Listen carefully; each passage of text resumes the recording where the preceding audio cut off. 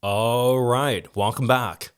And this week's episode is going to be a continuation of last week's episode on this topic of the declining attention span in young people. And instead of diving to some of the philosophical ramifications and instead of trying to figure out what's going on, because I think I articulated 90%, if not 95% of everything that I wanted to talk about in last week's episode. So if you want to dive into some of the discussions and some of the theoretical stuff, I recommend you to check out last week's episode. But in this episode, I'm purely speaking from a place of this is a problem that needs to change, and here are some proposed solutions that I see that are pretty actionable and pretty simple to apply for you to retain or regain your attention as a young person. So even if you're not a young person, even though if you're not like a university student, and if you want to recapture your attention, this video will be very helpful for you as well. So let's start from the very beginning. What prompted me to make this video, and what is the kind of like motivation that's behind this video? Because I feel like that's quite important. One of the main limitations of sociology, and one of the main limitations within one of these overarching explanations, is that it deprives the agency from the subjects who are being studied. So that's quite a mouthful. So let's break it down. So whenever we make a broad sweeping statement of like this provocative title, something like the elite college students who can no longer read books, or who can't read books, or the declining attention span of Generation Z, there's always the sense of like, this is something we cannot escape from. This is something that's ingrained in this generation. There's some hidden social force that are out to get us. And sometimes, for the people who are conjuring up these explanations and theories, there's a sense of like, this generation's hopeless. They can never ever regain their attention. And for those of us, so I'm Generation Z, I was born in 2001. For those of us who are listening to these overarching explanations, there's a sense of like, are we really fucked up? Or can we do certain things to counteract this explanation? Or can we take back our agency to do something about this problem? So in a sense, today's video was prompted by this kind of, should I say, righteous indignation once again, because I see a lot of people talking about like, look, young people are fucked up. They can never recover their attention. Reading isn't what it used to be like. Back in my days, we used to sit down and read War and Peace around a clock, around a fire, that kind of stuff. So in this video, I simply want to give you guys 4 major mindset shifts, or 4 things that I used to use as a part of my degree to complete some pretty long readings. And yes, I am Gen Z, and I didn't manage to complete all those long readings. So I think if you want to use me as an anomaly, or if you want to simply use some of the tips that I had to help me get through those long readings in this climate, in this technological climate, follow along the video, and I think you have a lot to gather from this video. So the 4 key reframes that I'm going to give you, I'm just going to give you a brief summary, which is first, you have to realize attention is a skill that you can develop. And second, you need to reframe attention not as a chore, but as something pleasurable. Third, you need to divide and conquer your reading programs. And number 4, you need to create technology quarantine zones. So let's go into detail of each one of these 4 points. Number 1, attention is a skill that can be developed. Attention is a skill that can be developed and cultivated. So just like what we've talked about in last week's episode, a lot of people don't read books anymore. So there's this knee-jerk reaction to blame young people for not seeing the value of literature, or not seeing the kind of inherent exhilaration in reading longer books. Well, my argument is simply we weren't presented with a roadmap to get there. We weren't presented with the steps or the know-how or the kind of value proposition that some people might think it's inherent, but for a lot of people, it deserves some kind of explanation. So I think it's the same thing with this kind of developing, this act of developing attention and focus. There simply isn't a roadmap out there. We're born into the generation where fracturing attention in some cases might actually be more beneficial than maintaining focus. And because our curriculum is designed in such a way that we need to constantly switch our attention from different subjects, there are very little corners for immersion in our coursework as a part of our high school curriculum and sometimes university curriculum. So by the time we get to a stage where we need to use the skill of attention and focus, we tend to struggle a lot. So here's the main problem that I see, is that a lot of people who are born in the older generation, millennials, in some cases Generation X, they sort of take the skill of focus for granted. They think to themselves, if we can do it, you guys can do it too. without realizing that we're growing up on radically different timelines. We were, in a sense, digital citizens. We're digital natives. We were born into this world, already surrounded by these technologies. And I remember I had my first iPad, when I was fairly young, maybe when I was 8 or 9. I had an iPad already. And that was really scary to reconcile with. And it was very scary to kind of develop the focus skills necessary to still read books in this age where everything's kind of trying to distract us away from the physical page. So I think some of the challenges that we're facing right now are simply unprecedented. And it's really, really difficult to use the old tools to counteract new problems. And in fact, a lot of you guys who are a little bit older, you guys have also left me comments saying stuff like, you guys used to read a lot more books until technology rolled in. So, if even you guys find it really difficult to do, to maintain focus when technology is here, think about how difficult it is for us when we're kind of brought up with these technologies and when we didn't even have the chance to really get a sense of what you guys are talking about when you talk about long stretches of focus. So I think it's rather unfair to straight away shut the door in our faces and say, look, you guys are just bad at focusing and there's nothing we can do about it. And I think that's quite unfair. And I think what needs to be done is that we need to open up the discussion again to treat attention and focus as a muscle. That even people who are brought up in the digital age, even people who are digital natives, we too can implement some of these strategies to develop focus, to develop or to recover that sense of attention. Because I think this might be one of the most important skills that we can learn in the 21st century. And as we dive deeper into this video, it does have certain benefits or psychological benefits, and it will transform your life. It's one of these life skills like cooking. At first, you kind of suck at it. You don't really know how to do it well. But over time, as you go through certain periods of trial and error, you get better at it. And it's okay not to do it perfectly. And it's okay if older people yell at you for not doing it perfectly, it's fine. Just as long as you have that commitment, make a commitment to train up your attention or to view attention and focus as an essential life skill. And I think we are going to be on the right track. So reframe number 2, key reframe number 2. And I'm mainly going to talk to my generation here, which is Gen Z. And I think some of us, we did have some windows of being fully immersed in a book when we were younger. We did have some sort of faint memories of, it was a rainy day, we're sitting at home, and maybe it's a novel, or maybe it's a science illustrated science book, or maybe it's one of these really captivating comic books. We had some sort of inkling of being completely immersed in one thing for prolonged hours. So step number 2 is simply to get you to reassociate attention with pleasure. So in the 1980s, a psychologist by the name of Mihaly Csikszentmihalyi conducted a series of research around this phenomenon called flow. So if you are kind of in this kind of productivity, if you're a bit of a productivity junkie, or if you're a self-help junkie, I think you're already pretty familiar with this concept of flow. So the paradox that he discovered with flow is that actually what we would traditionally think as really difficult things that would cause a lot of strain on a human mind, they actually ended up being more satisfying to the human mind than low-effort tasks.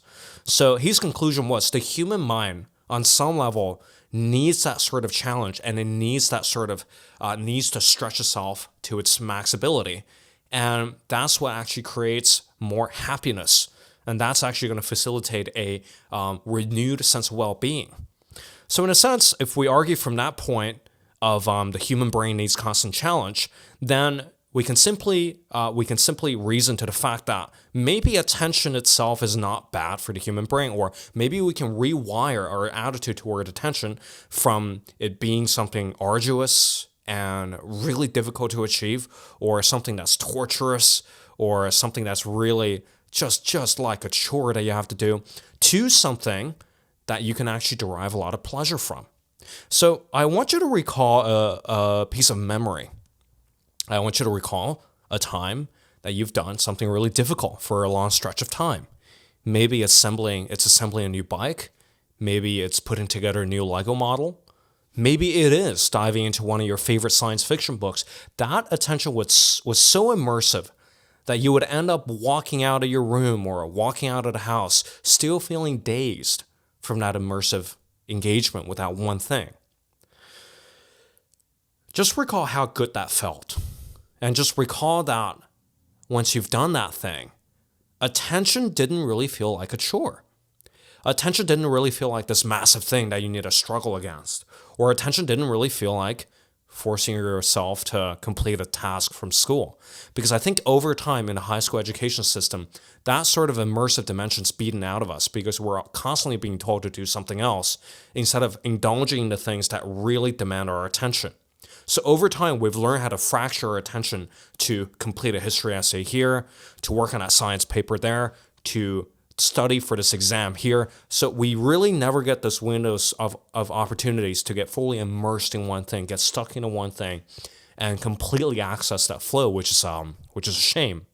So I think the second step towards recapturing your attention is actually to bring back a time when you did feel like you're completely engaged in a thing, where you did feel like you're sort of flowing with the time. You get completely absorbed in a moment, and hours pass by without you even realizing it.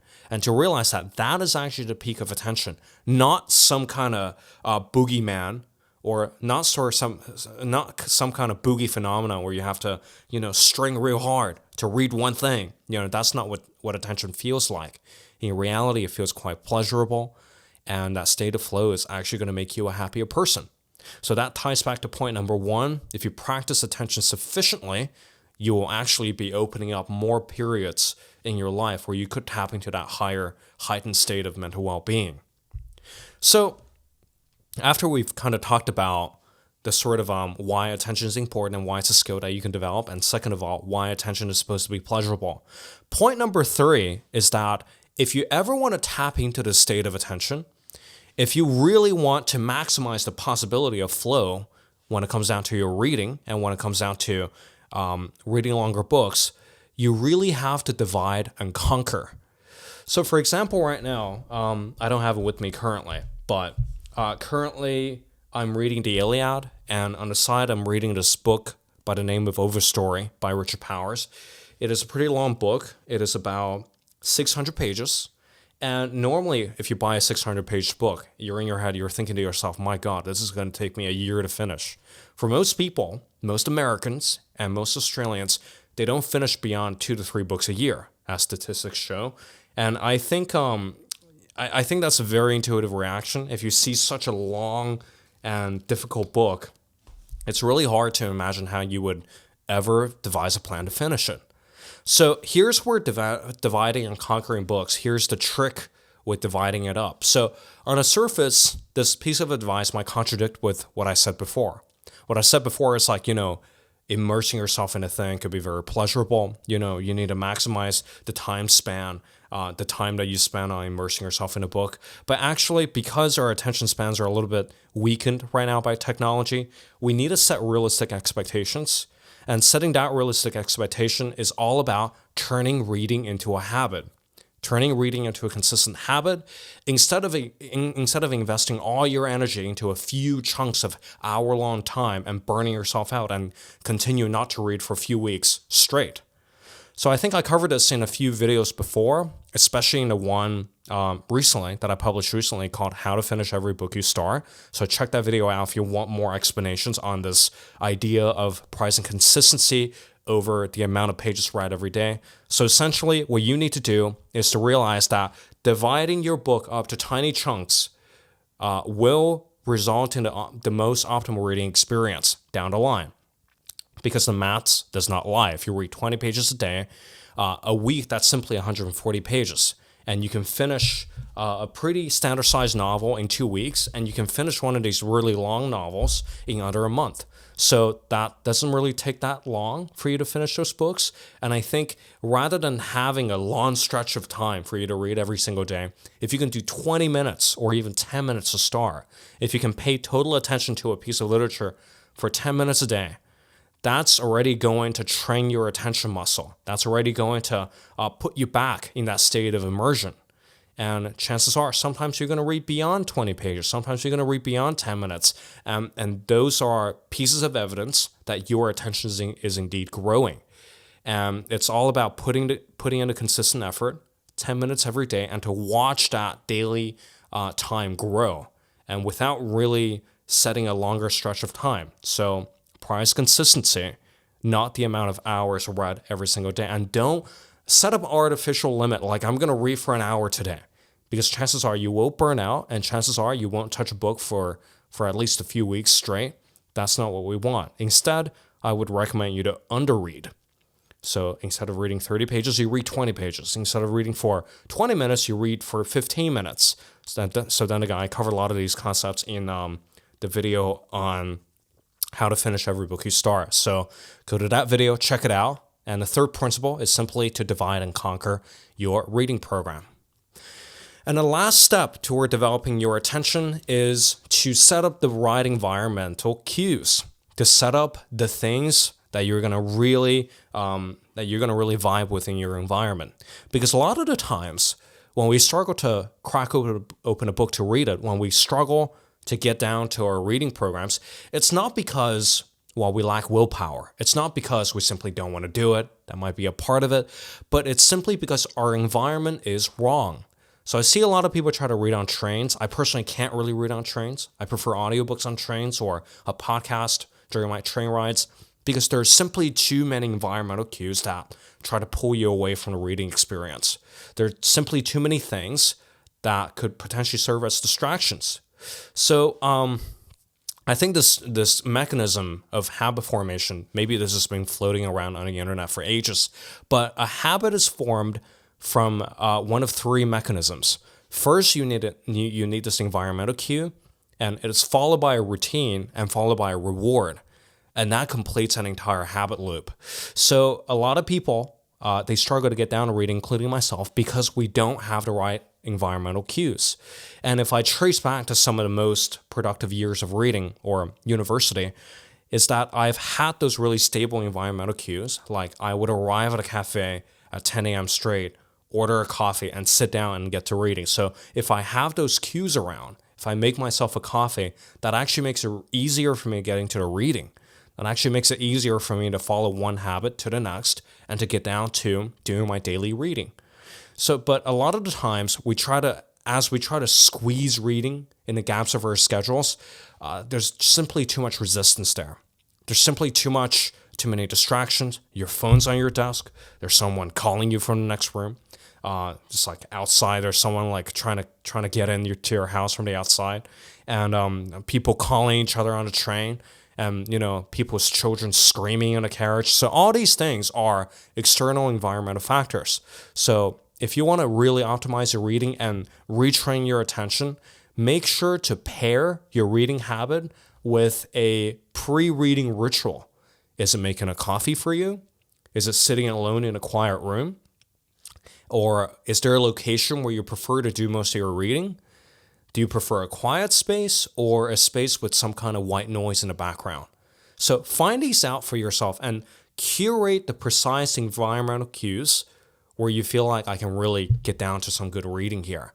And don't think of these cues as superfluous, because if you get these cues right, these cues will become your doorway toward establishing a more consistent daily reading habit. They will guide you into your reading effortlessly, instead of like trying to like really, whip yourself into a frenzy, telling yourself, I need to read today, I need to train my attention today. It makes it easier for you to slip into that state of flow where you can actually, one, enjoy the book that you're reading, and two, access some of the benefits of being in a state of flow.